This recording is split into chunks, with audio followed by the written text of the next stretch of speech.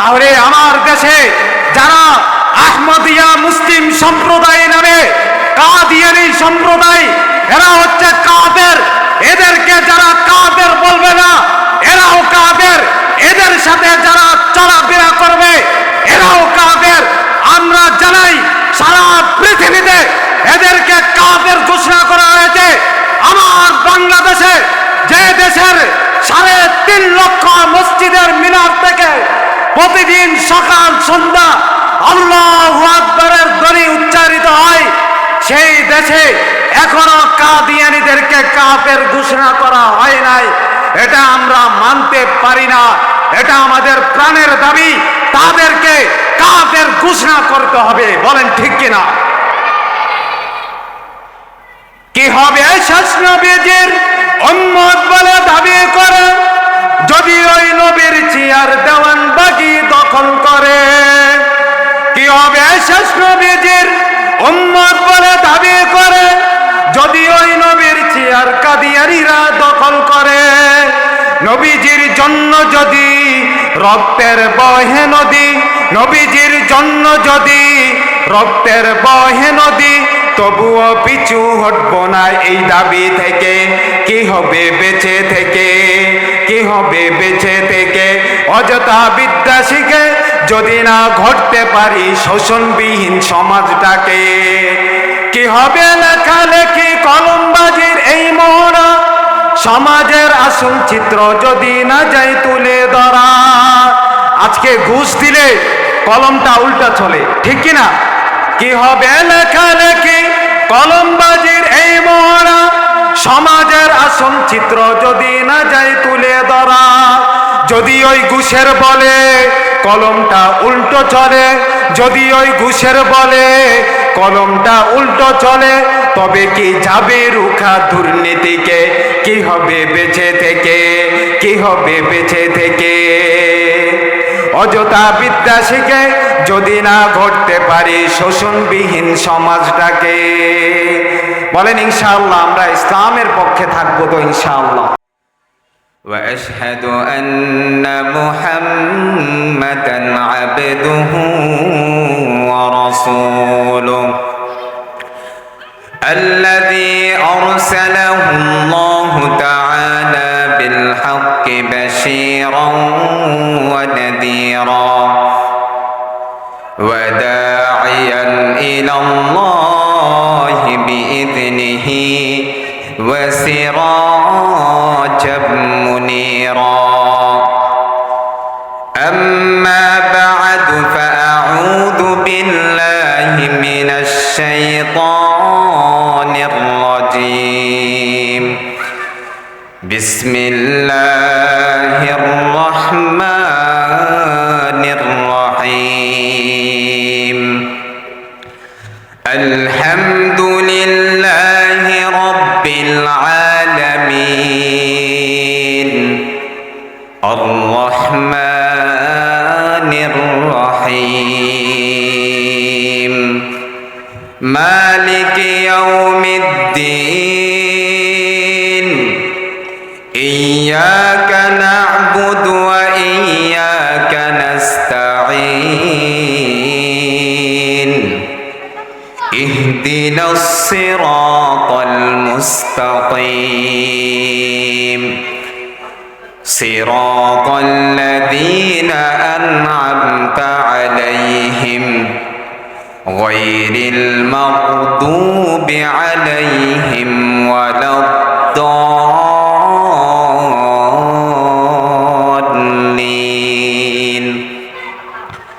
وقال رسول الله صلى الله عليه وسلم والذي نفسي بيده محمد ما أنزلت في التوراة ولا في الإنجيل ولا في الزبور ولا في القرآن مثلها فإنها 7 المثاني والقرآن العظيم أو كما قال عليه الصلاة والسلام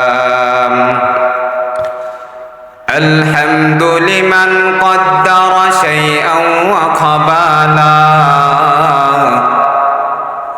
الحمد لمن قدر شيئا وقبلا والشكر لمن صور حسنا وجمالا والشكر لمن صور حسنا وجمالا فرد صمد عن صفة الخلق بريء فرد صمد عن صفة الخلق بريء رب أزلي خلق الخلق كمالا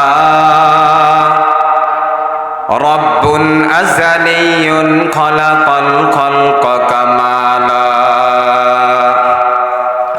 الحمد لله মহান রব্বুল আলামিনের দরবারে অসংখ্য অগণিত শুকরিয়া আদায় করেছি যে মহান রব্বুল আলামিন আমাদের সকলকে ভালোবেসে মহাব্বত করে পৃথিবীর মাঝে একটি জান্নাতের বাগান মাদ্রাসায়ে নূরে মদিনার হাফেজ ছাত্রদের পাগড়ি প্রদান উপলক্ষে এক বিশাল ওয়াজ দোয়ার মাহফিলে আজকের মাহফিলে প্রধান অতিথি হযরত মাওলানা মুফতি আব্দুল মমিন সাহেব, প্রধান বক্তা হযরত মাওলানা মুফতি হাবিবুল্লাহ সাহেব, আরও হযরত উলামায়ে কেরাম, মঞ্চে উপস্থিত হযরত উলামায়ে কেরাম, আমার সামনে উপস্থিত আগামী জাতির ভবিষ্যৎ কাণ্ডারি তলাবায়ে ইলম ও মুরব্বিয়ানে আযম। আল্লাহ তাআলা আমাদেরকে ভালোবেসেছেন বিদায়ী এমন একটি মুহূর্তে মজলিসে আসার বসার তৌফিক দান করেছেন। তো আমি অল্প সময় কিছু কথাবার্তা বলবো, এই কথাগুলো যাতে বৃথা না যায় এই জন্য আমাদেরকে কান খাড়া করে শুনতে হবে। আমি কুরআনুল কারীম থেকে সর্বপ্রথম একটি সূরা, যেটা আমরা সবাই পারি, এমন একটি সূরা আমি নিয়েছি যাতে আমরা সকলে এই সূরা থেকে কিছু শিক্ষা হাসিল করতে পারি। এই জন্য সকলে আমরা শোনার জন্য চেষ্টা করব। এই কোরআন আমাদের জন্য সমাধান, কোরআনে একমাত্র দিতে পারে সব সমাধান। সমাধান চাও যদি জীবনে মরণে, ফিরে যাও খুঁজে নাও চোখ রাখো কোরআনে। সমাধান চাও যদি জীবনে মরণে, ফিরে যাও খুঁজে নাও চোখ রাখো কোরআনে। এ তো চির অম্লান চির মুক্তির ডাক, এ যে মহাবাণী খোদার কালামে পাক। এই দুনিয়া আর সেই দুনিয়া, মুক্তি পাবে তুমি দু জাহানে। সমাধান সমাধান চাও যদি জীবনে মরণে, ফিরে যাও খুঁজে নাও চোখ রাখো কোরআনে। তাহলে কোরআনই হচ্ছে আমাদের জন্য কি সমাধান। এই জন্য আমরা সূরাতুল ফাতিহার তাফসীর শুনব, বলেন ইনশাআল্লাহ। এই সূরা ফাতিহা, এই সূরার মাঝে 60টি আয়াত রয়েছে।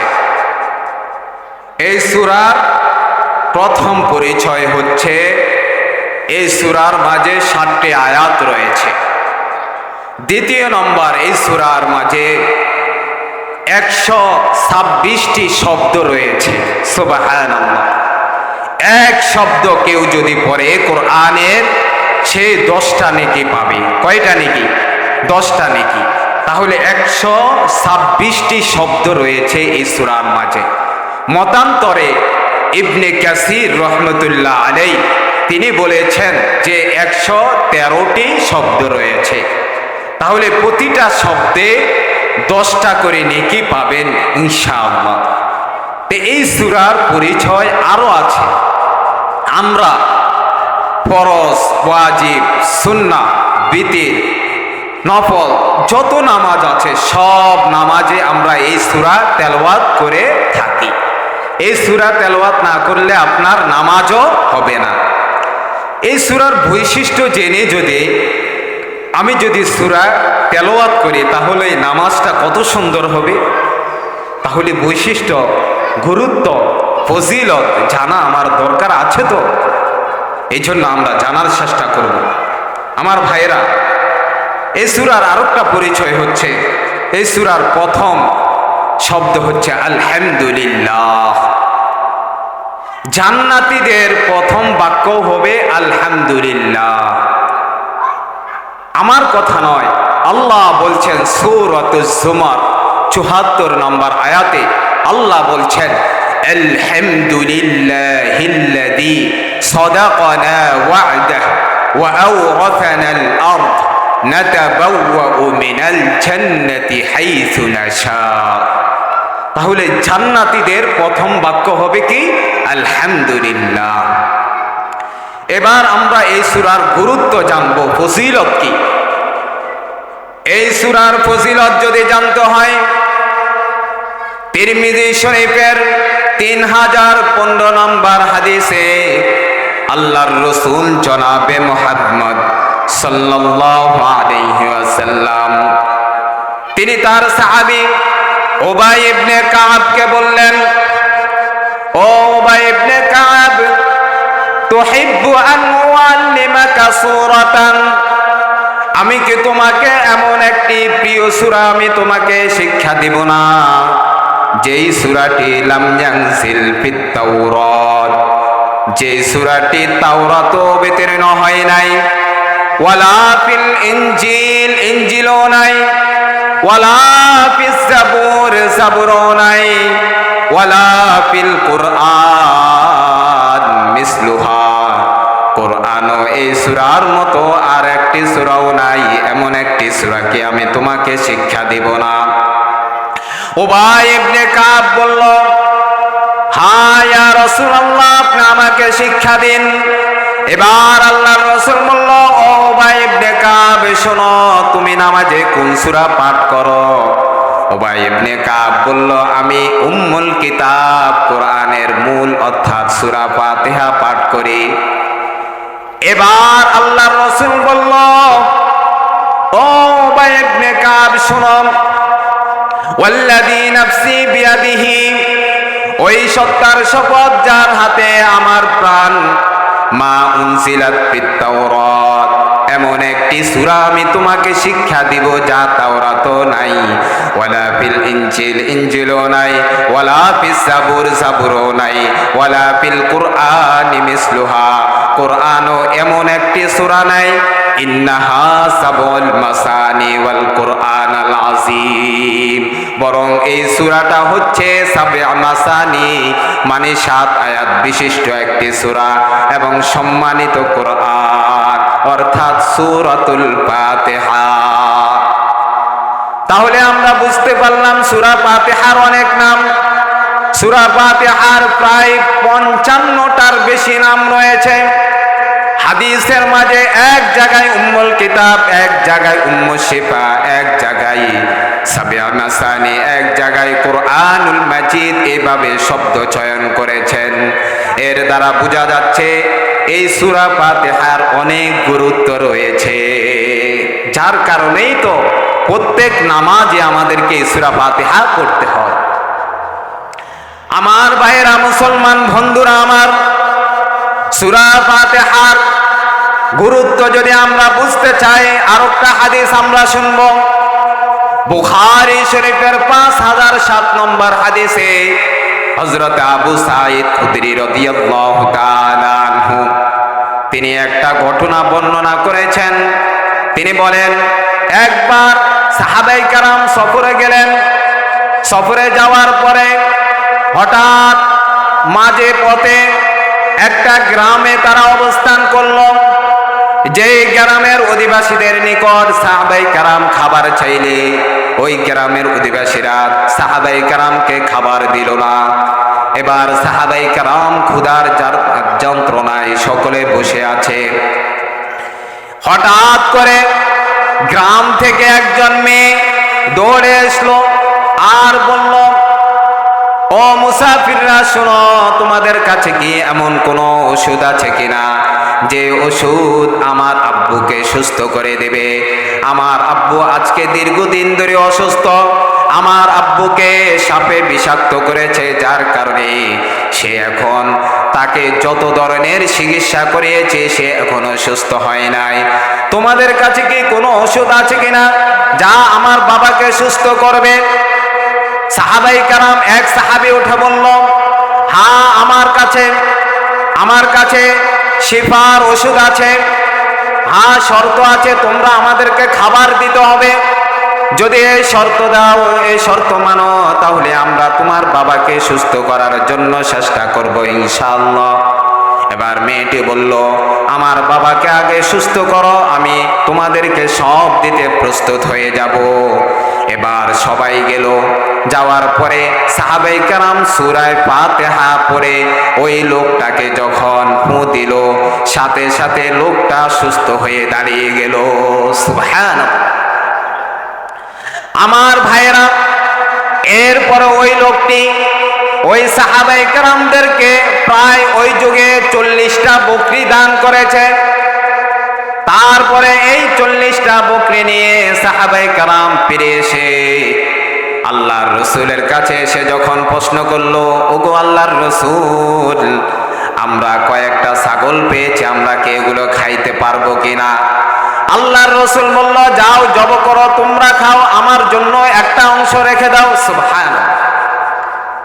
এর থেকে সাবিত হয় যার বুক দিয়ে সূরা ফাতিহা পড়ায়া টাকা নেওয়া জায়েজ আছে। এটা থেকে সাবিত হয়, এই হাদিস থেকে। আমার ভাইরা, এর থেকে আমাদের বোঝা যায় সূরা ফাতিহার অনেক গুরুত্ব। সূরা ফাতিহার গুরুত্ব বোঝানোর জন্য আমি এই সব হাদিসগুলো আমি আপনাদের সামনে পেশ করছি। আমার ভাইরা, সূরা ফাতিহার গুরুত্ব কেমন? আপনি যখন সূরা ফাতিহা পড়েন, আল্লাহ আরশ থেকে প্রত্যেকটা আয়াতের জবাব দিতে থাকে। সুবহানাল্লাহ।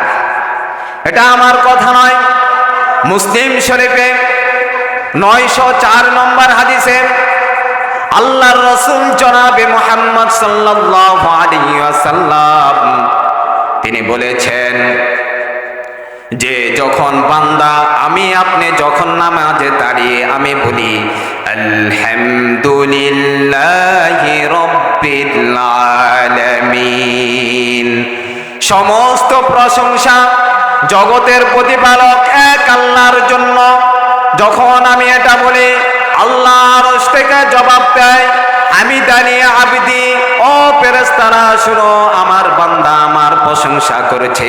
সুবহানাল্লাহ। আমি যখন আমার নামাজে বলি আর রহমানির রহিম, যিনি পরম করুণাময় ও অতিশয় দয়ালু, তখন আল্লাহ উপর থেকে জবাব দেয় আসনা আলাইয়া আবিদি, ও ফেরেশতারা শুনো, আমার বান্দা আমার গুণগান গাচ্ছে। সুবহানাল্লাহ। যখন আপনি নামাজের মাঝে বলি মালিকি ইয়াউমিদ্দিন, বিচার দিনের প্রতিপালক আল্লাহ, তখন আল্লাহ আসমান থেকে জবাব দেয় মাজ্জাদানি আবদি, ও ফেরেশতারা শুনো, আমার বান্দা আমার শ্রেষ্ঠত্ব বর্ণনা করছে। সুবহানাল্লাহ। আমার ভাইরা, যখন আপনি নামাজে দাঁড়িয়ে বলি ইয়্যাকা না'বুদু ওয়া ইয়্যাকা নাস্তাঈন,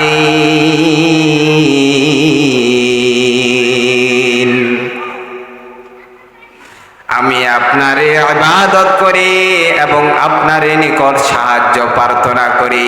আল্লাহ আসমান থেকে তো তখন জবাব দেয়, হাযা বাইনি ওয়া বাইনা আবদি, ইহা আমার বান্দার মাঝে এবং আমার মাঝে ইবাদত করা, যে বন্দেগী করা এবং সাহায্য করা সব কিছু আমার মাঝে এবং আমার বান্দার মাঝে চলতেছে। সুবহান।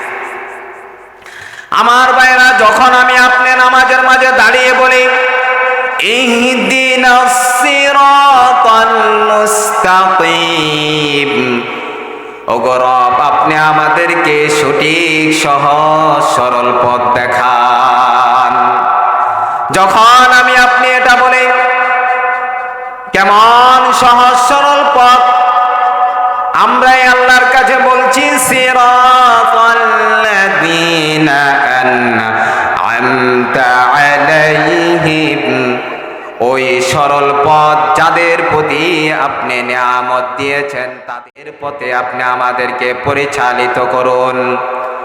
তাদের পথ নয়, গায়রিল মাগদুবি আলাইহিম ওয়ালাদ-দাল্লিন,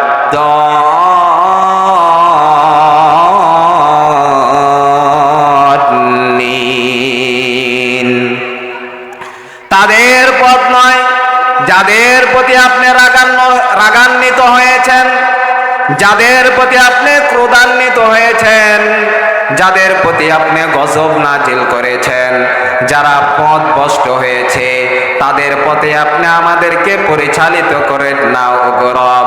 যখন আমি আপনি এটা বলি আল্লাহ আসমান থেকে জবাব দেয়, হাযা লিআবদি ওয়া লিআবদি মা সাআলা, এই সব কিছু যা সে বলেছে সব আমার বান্দার জন্য, সে আমার কাছে যা চেয়েছে, যা যা চেয়েছে আমি সব তার আশাগুলো পূরণ করে দিলাম। সুবহানাল্লাহ। আমার ভাইয়েরা, কোরআনকে যখন আপনি পড়বেন তখন আল্লাহর সাথে কথোপকথন হয়। কোরআন যে মধুর সাথে পড়তে থাকে, মধুর বাণী, কোরআনের সাথে সব সময় লেগে থাকা। কোরআনকে আপনি যখন যেটার জন্য বলবেন কোরআন সেটার পথ দেখায়া দিবে। কোরআন আমাদেরকে পথ দেখাবে। আপনি যখন কোরআনকে এবং যে বিষয়ে আপনি চাইবেন কোরআন আপনাদেরকে পথ দেখায় দেবে। আমার ভাইয়েরা, কোরআনকে যদি আপনি প্রশ্ন করেন, ও কোরআন তোমার নাম কি, কোরআন তখন জবাব দিয়ে দেয়, বাল হুয়া কুরআনুম মাজিদ, বরং তা সম্মানিত কোরআন। এবার আমি যদি কোরআনকে প্রশ্ন করি, ও কোরআন তুমি দুনিয়াতে আসার আগে কোথায় ছিলেন, কোরআন তখন আমাকে আপনাকে জবাব দিয়ে দেয়, ফি লাওহিম মাহফুজ, বরং আমি লৌহে মাহফুজে সংরক্ষিত অবস্থায় ছিলাম। কোরআনকে যদি আপনি প্রশ্ন করেন, ও কোরআন তুমি পৃথিবীতে এসেছ, কার পক্ষ থেকে এসেছ পৃথিবীতে, তোমাকে কার পক্ষ থেকে পাঠানো হয়েছে, তখন কোরআন জবাব দেয়, তানজিলুম মির রাব্বিল আলামিন। কোরআন তখন জবাব দেয় যে আমি রব্বুল আলামিন থেকে নাজিল হয়েছি। আমি যখন কোরআনকে বলবো, কোরআন তুমি কার মাধ্যমে নাজিল হয়েছ, কোরআন তখন জবাব দিয়ে দেয়, নাযালা বিহির রূহুল আমিন, আমি সম্মানিত ফেরেশতা রূহুল কুদুস জিবরাইল আলাইহিস সালামের মাধ্যমে আমি নাজিল হয়েছি। আমি যদি কোরআনকে প্রশ্ন করি, ও কোরআন তুমি কার উপর নাজিল হয়েছ, কোরআন তখন জবাব দিয়ে দেয়, নুজিলা আলা মুহাম্মদ, আমি মুহাম্মদ সাল্লাল্লাহু আলাইহি ওয়াসাল্লামের উপর নাজিল হয়েছে। আমি যদি কোরআনকে প্রশ্ন করি, ও কোরআন তুমি কোন ভাষায় নাজিল হয়েছ, কোরআন তখন আমাকে আপনাকে জবাব দিয়ে দেয়, বিলিসানিন আরাবিয়্যিম মুবিন, আমি আরবি ভাষায় নাজিল হয়েছি। কোরআনকে যদি আমি প্রশ্ন করি, ও কোরআন তুমি কেন নাজিল হয়েছ, কোরআন তখন আমাকে আপনাকে জবাব দিয়ে দেয়, হুদাল লিল মুত্তাকিন, বরং আমি মুত্তাকিদের জন্য পথ প্রদর্শক স্বরূপ আমি দুনিয়াতে নাজিল হয়েছি। তাহলে মুত্তাকি কারা? মুত্তাকি হচ্ছে যারা আল্লাহকে ভয় করে। যে কোনো সময় যে কোনো কাজ করব, তখন আমার আর আপনার ভিতরে আসে যে আমার আল্লাহ আমাকে দেখছে কিনা, আমার রব আমাকে দেখছে কিনা, আমি যে অনুযায়ী কাজ করছি সেটা কি হচ্ছে কিনা, আমার কাজটা কি আল্লাহর রসুলের আদর্শ অনুযায়ী হচ্ছে কিনা। এই জন্য আমি আপনি সব সময় ভীতসন্ত্র অবস্থায় থাকি। এটা হচ্ছে মুত্তাকির পরিচয়। আমার ভাইরা, এই আল্লাহর ভয় আমাদের ভিতরে থাকতে হবে। আল্লাহর ভয় আমাদের ভিতরে থাকতে হবে। আল্লাহর ভয় যদি আমাদের ভিতরে না থাকে, কখনো আমরা আল্লাহর প্রিয় হতে পারবো না। এই জন্য সব সময় আমরা আল্লাহকে ভয় করব, আল্লাহর হুকুম অনুযায়ী চলবো, আল্লাহর দ্বীন অনুযায়ী চলার জন্য চেষ্টা করব। আমরা সর্বক্ষেত্রে আল্লাহকে ভয় করব। শুধু মসজিদ নয়, শুধু মাদ্রাসা নয়, শুধু খানকায় নয়, সব জায়গায় আল্লাহকে ভয় করতে হবে।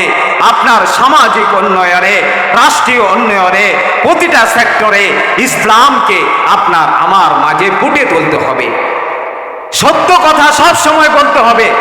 সত্যের পক্ষে আমাকে আপনাকে থাকতে হবে। সত্যের পক্ষে যদি না থাকেন মিথ্যাবাদী হয়ে যাবেন। এই জন্য সত্যের পক্ষে থাকবো তো ইনশাআল্লাহ। সত্যের পক্ষে গান গাই বলে আমি বিদ্রোহী, সত্যের পথে ডাকি বলে আমি বিপ্লবী, কোরআনের কথা বলি তাই বলে আমাকে মৌলবাদী, জিহাদের কথা বলি তাই বলে আমাকে জঙ্গিবাদী। আমি বিদ্রোহী বিপ্লবী মৌলবাদী, কেন জঙ্গিবাদী? বিদ্রোহী বিপ্লবী মৌলবাদী, কেন জঙ্গিবাদী? জন্মের পরে কানে আজান কি দেয়নি, তুমি মৌলবাদী ছাড়া হওনি। আলেমদের বিদ্বেষী হওয়া যাবে না, সব সময় আলেমদের পক্ষে থাকতে হবে। বলেন ইনশাআল্লাহ। জন্মের পরে কানে আজান কি দেয়নি, তুমি মৌলবাদী ছাড়া হওনি। আবার মরণের পরে জানাজা পড়াবে, মরণের পরে জানাজা পড়াবে, তখন কোথায় পালিয়ে যাবি? বিদ্রোহী বিপ্লবী মৌলবাদী, কেন জঙ্গিবাদী? বিদ্রোহী বিপ্লবী মৌলবাদী, কেন জঙ্গিবাদী? কি মনে করে ওই হনুমান, দাড়ি টুপি দেখলেই তালেবান, ঠিক কিনা? আফগানের মোল্লাদেরকে 20 বছর ধরে আমেরিকার ওই লাল কুত্তারা, তারা 20 বছর ধরে যুদ্ধ করে অবশেষে তারা লেজ গুটিয়ে পালাতে বাধ্য হয়েছে। ইনশাআল্লাহ ইসলামের বিজয় দিন দিন উন্নতি হতেই থাকবে ইনশাআল্লাহ। কি মনে করে ওই হনুমান, দাড়ি টুপি দেখলেই তালেবান, তবে সিংহের চাইতে বেশি ভয় পায়, বাঘের চাইতেও বেশি ভয় পায় মাথায় পাগড়ি দেখে যদি। বিদ্রোহী বিপ্লবী মৌলবাদী, কেন জঙ্গিবাদী? বিদ্রোহী বিপ্লবী মৌলবাদী, কেন জঙ্গিবাদী? আমাদেরকে ইসলামের পক্ষে থাকতে হবে তো ইনশাআল্লাহ। ইনশাআল্লাহ বলেন ইনশাআল্লাহ আমরা থাকবো। আর একটি আবেদন আমরা জানাই, আমাদের সর্বশেষ রসুলকে মুহাম্মদ সাল্লাল্লাহু আলাইহি ওয়াসাল্লাম যারা কালিমার প্রথম অংশ লা ইলাহা ইল্লাল্লাহু মুহাম্মাদুর রাসূলুল্লাহ, কালিমার প্রথম অংশ লা ইলাহা ইল্লাল্লাহ, তাওহীদ মানে মুহাম্মাদুর রাসূলুল্লাহ, রিসালাতকে মানতে চাই না। আমরা বলতে চাই এই সমস্ত লোক এরা মুসলমান না, এরা হচ্ছে কাফের। বলেন কিনা, ঠিক কিনা? তাহলে আমার দেশে যারা আহমদিয়া মুসলিম সম্প্রদায় নামে কাদিয়ানী সম্প্রদায়, এরা হচ্ছে কাফের। এদেরকে যারা কাফের বলবে না, এরাও কাফের। এদের সাথে যারা চলাফেরা করবে এরাও কাফের। আমরা জানাই সারা পৃথিবীতে এদেরকে কাফের ঘোষণা করা হয়েছে।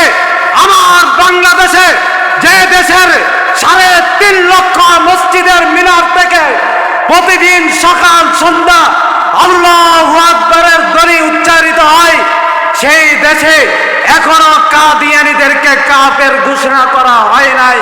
এটা আমরা মানতে পারি না। এটা আমাদের প্রাণের দাবি, তাদেরকে কাফের ঘোষণা করতে হবে। বলেন ঠিক কিনা? কি হবে শেষ নবীজির উম্মত বলে দাবি করে যদি ওই নবীর চেয়ার দেওয়ান বাকি দখল করে? কি হবে শেষ নবীজির উম্মত বলে দাবি করে যদি ওই নবীর চেয়ার কাদিয়ানীরা দখল করে?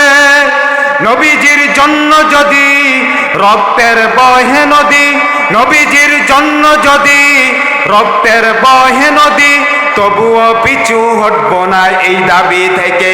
কি হবে বেঁচে থেকে? কি হবে বেঁচে থেকে? অযথা বিদ্যা শিখে যদি না ঘটতে পারি শোষণবিহীন সমাজটাকে।